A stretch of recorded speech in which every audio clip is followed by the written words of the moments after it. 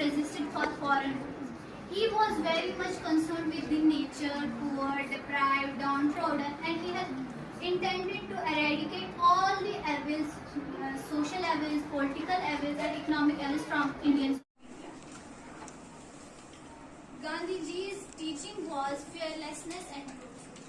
Fearlessness means absence of fear from mind, and Gandhiji was always known as the symbol of uncompromising the truth.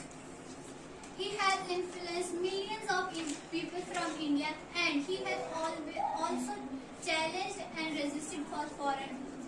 He was very much concerned with the nature, poor, deprived, downtrodden, and he has intended to eradicate all the evils, social evils, political evils, and economic evils from Indian society.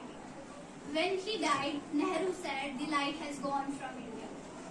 The life of Mahatma Gandhi has always served as a beacon of light to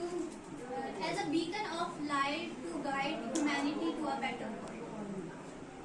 Gandhiji's life was a message. His dictum is, "An eye for eye will always make a world blind." Gandhian values remain relevant not only in India but in the entire world. It is rightly said Gandhiji does not only belong to India but to the whole world. Gandhiji is not only of our times but is of all times. Now I would like to accomplish my speech with the words of Jigar Muradabadi.